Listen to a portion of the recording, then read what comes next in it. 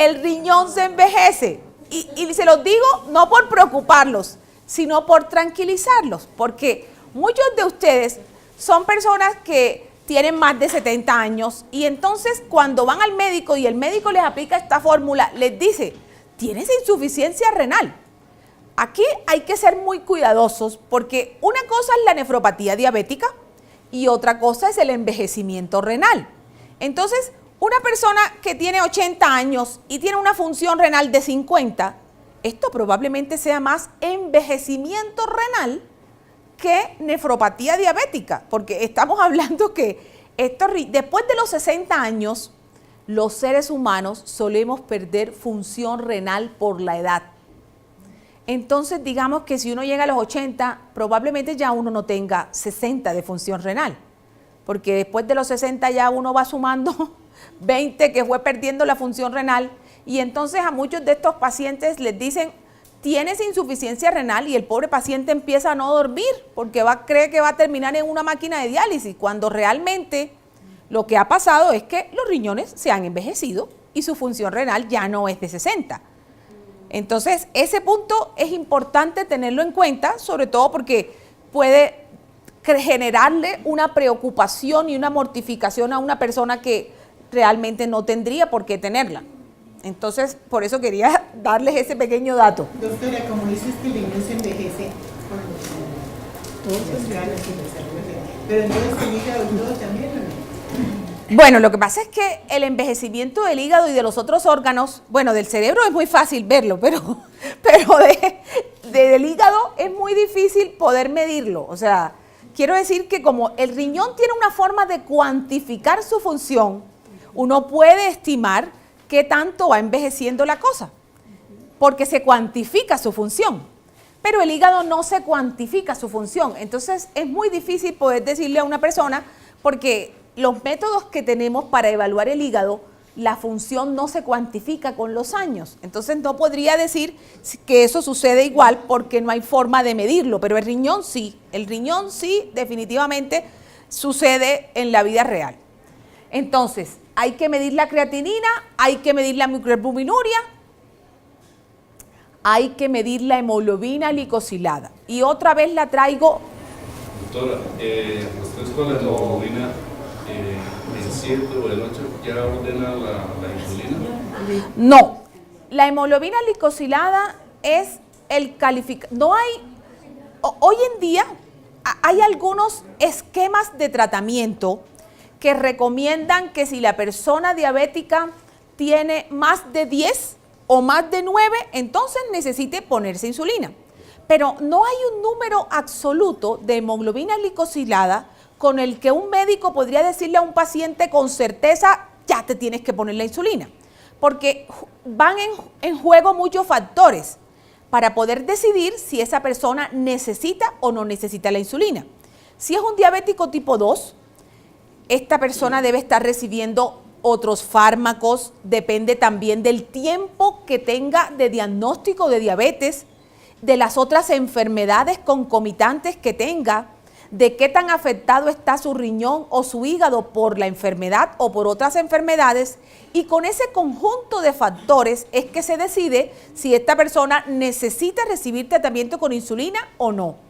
¿Qué tan probabilidades hay? Es que yo tengo un familiar que es enfermo de insuficiencia renal, pero él ya está operado. ¿Y qué tan probabilidades es que yo como hermana también que le pudiese donar el riñón? Bueno, ahora te pregunto.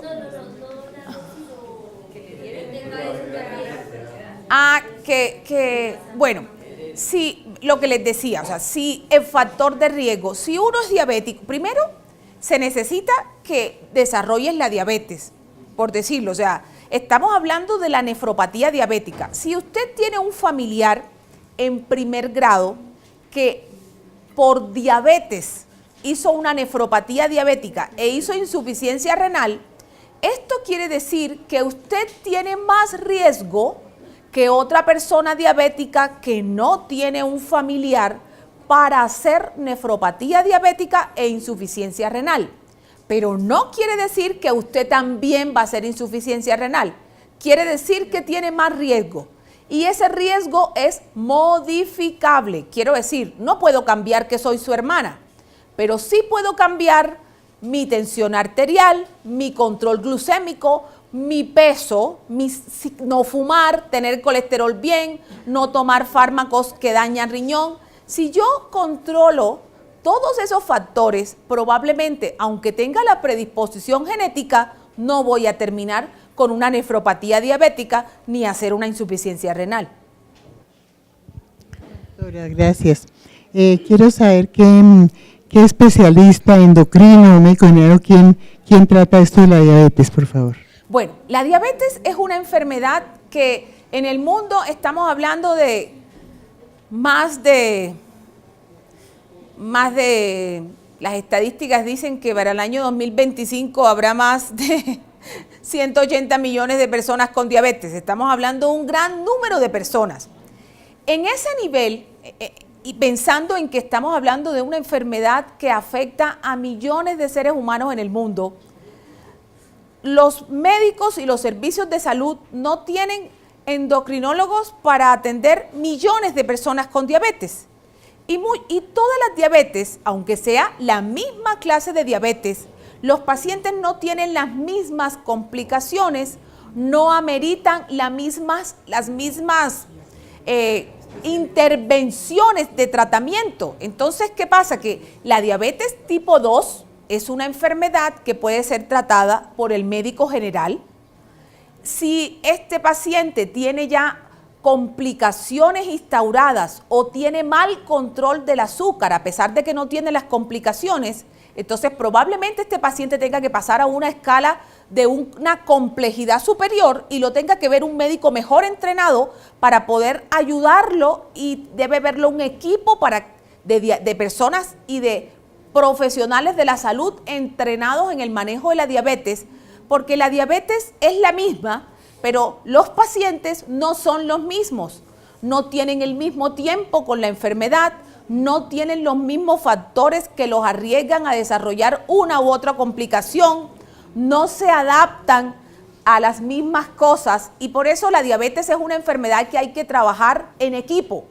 Un paciente diabético no necesita un endocrinólogo, necesita una nutricionista, necesita una fisioterapeuta o personal que le ayude y le enseñe a hacer el ejercicio, necesita una psicóloga que lo motive cuando no quiere hacer las cosas, y el médico especialista viene a ser casi como el que en últimas toma decisiones y coordina el equipo. Pero un paciente diabético necesita un conjunto de personas que puedan ayudarlo en todos los aspectos, porque todos sabemos que esta es una enfermedad que toca muchas esferas del ser humano.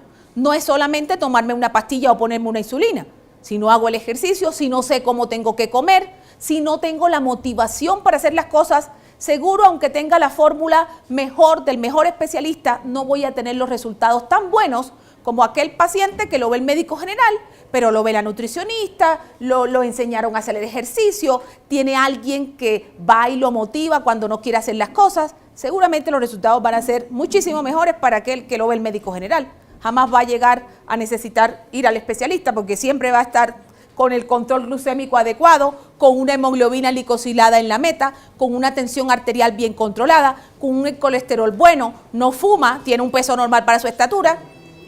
Ese paciente no necesita ir a un nivel superior de atención, porque en ese punto lo tiene todo y está muy bien controlado. Cuando habla de la parte de la hemoglobina glicosilada, ¿en cuánto es un riesgo pues que la tengan lo más alto y que diga uno, no, es terrible, se pasó del límite?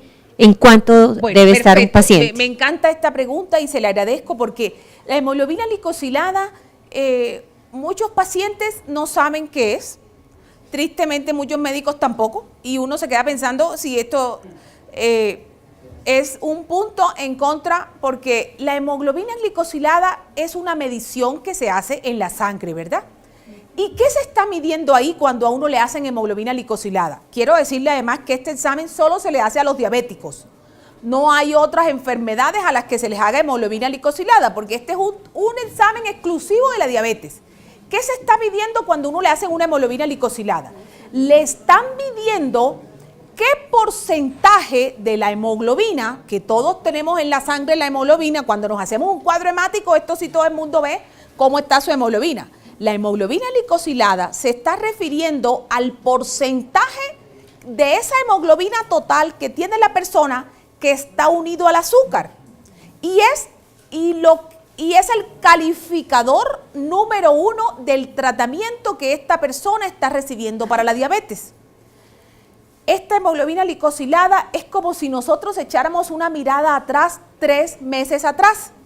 Y entonces nos dice qué tan bien o qué tan mal hizo las cosas el paciente. Y si este tratamiento que estamos haciendo está funcionando o no está funcionando. ¿Qué es lo bueno de la hemoglobina glicosilada? O un valor que nosotros pudiéramos interpretar y decir estoy bien. No es el mismo valor para todo el mundo. Quiero decir, la hemoglobina glicosilada para el gran grupo de personas, si yo estoy aquí y no conozco sus historias clínicas, ni sé, además de la diabetes, qué otras complicaciones tienen, yo les diría 7% es el valor que es bueno para todos los diabéticos que están aquí, 7%. Entonces alguien dirá, ay doctora, pero yo tengo 10. Bueno, esta persona que tiene 10 está mal controlada. Esta hemoglobina glicosilada de 10 en estos últimos 3 meses contribuyó a que se dañaran sus ojos, sus riñones, los nervios de las piernas, y estos 3 meses este tratamiento no sirvió. Otra persona me dice, doctora, pero yo tengo 6. Y entonces yo digo, bueno, 6 es excelente, es muy bien, es muy cercano a lo normal, está previniendo las complicaciones. Pero ¿quién es el que tiene 6? Entonces me dice el señor que está ahí de bigote, yo doctora, yo tengo 6 y yo tengo 78 años. 6 para personas de 78 años es muy bajo. Pero si es esta joven dama que está aquí al frente la que me dice, yo tengo 6, yo le digo, te felicito, esto es lo que a ti te sirve porque tú vas a estar muchos años de tu vida expuesta al azúcar alto y tener un azúcar lo más cercano a lo normal es lo mejor para ti, que no tienes, que estás empezando tu vida, que no tienes complicaciones de la diabetes, pero aquel que tiene 78, 80, 6 es peligroso. Hay que ir a mirar qué está haciendo para tratar de no tenerlo tan bajo, porque esto probablemente a esta edad pueda ser más malo que benéfico para esta paciente. Entonces, por eso quiero decirles que 7 es el punto de corte por el que podríamos decir que la mayoría de los pacientes diabéticos deben tener, pero no es un valor tan absoluto como para decir que es el que todos los diabéticos deberían tener. O sea, a mayor edad debe ser más activo. Pero digamos que no es tanto la edad. No es tanto la edad, porque muchas personas empiezan a hacer la diabetes a los 70 y esta persona realmente tiene un páncreas que apenas arranca con la enfermedad y no tiene complicaciones de ninguna clase. 7 para esa persona es perfecto, 6.8 para esa persona es perfecto, pero en cambio, o sea, quiero decirles que el número mágico es 7, pero realmente su médico podría decirles, no, 7 para ti es muy bajo, porque tienes una insuficiencia renal avanzadísima o porque tienes unas enfermedades que no te dejan defender de las hipoglicemias. Entonces, a ti te sirve más un nivel más alto. Y el médico está diciendo lo correcto, porque es para esa persona lo que es mejor. Entonces, si uno no conoce, como les digo, si yo no conozco el paciente que tengo al frente, puedo considerar que 7 es bueno para la gran mayoría.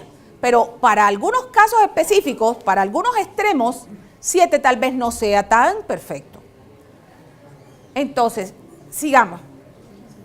Bueno, ¿qué hacemos?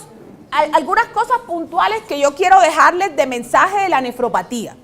Porque la nefropatía diabética, vimos que en todas estas etapas tiene tratamiento. Que digamos que aún en el peor de los casos, uno le puede hacer un trasplante renal o uno va a una diálisis y la gente en diálisis peritoneal trabaja. quiero decirles, organice su vida de manera que se hace la diálisis peritoneal en la noche en su casa y en el día trabajan. O sea, para que tengan una idea real de las cosas, porque a veces uno, y uno ve mucho en la vida real que hasta los mismos médicos, uno se apesadumbra cuando un paciente llega a una etapa tan avanzada de esas, pero quiero decir que no es el fin, o sea, no es el fin de la vida de la persona. Y si la persona tiene unos mecanismos de adaptación, claro, porque no es el fin de la vida de las personas. Y uno tiene que buscar sus mecanismos de adaptación para poder seguir viviendo y disfrutando la vida, aun cuando uno esté en una terapia de estas que es un poco más compleja. Pero quiero decir que tengo muchos pacientes que tienen diálisis peritoneal y llevan una vida normal. Trabajan y en la noche se conectan. Ahora las diálisis peritoneales las hacen automatizadas con una maquinita que no hace ruido y la gente en la noche se dializa y en la mañana se cierra el catete y sale a vivir su vida normal. Doctora, tengo un hermano de 50 años diabético, pero es diabético también le digo, pero a él le están haciendo diálisis 3 veces a la semana. Hay días que no me llega al apartamento frío, entonces es posible que se cambie esa diálisis a la casa, no donde se la están haciendo. Pero bueno, la verdad, seguramente tal vez sí sea posible, pero el que puede decidir eso es el nefrólogo que lo ve y que conoce sus condiciones generales para saber si él se podría beneficiar de otro tipo de tratamiento, porque él es el único que podría decir, sí, es mejor si se pasa para este tipo de diálisis porque va a ser más fácil para su vida normal. Porque aunque los dos tipos de tratamientos sirven para las dos cosas, son otros conjuntos o otros factores en conjunto que se toman en cuenta para decidir si la persona necesita una diálisis de hemodiálisis o una diálisis peritoneal. Por lo que usted me dice, él debe estar en hemodiálisis porque tiene que ir a la unidad renal 3 veces a la semana. Sí, está en hemodiálisis, entonces habría que consultar con su nefrólogo si él podría beneficiarse del cambio a la diálisis peritoneal. Pero el azúcar no le produjo el daño renal. Sí, quiero decirle, bueno, en este caso probablemente no sea una nefropatía diabética, porque para que uno haga una nefropatía diabética, el primer requisito es que uno tiene que ser diabético. Pero quiero decirles que, bueno, uno puede hacer una insuficiencia renal no solamente por una nefropatía diabética, aunque quiero decirles que la nefropatía diabética es la causa más común en el mundo de insuficiencia renal.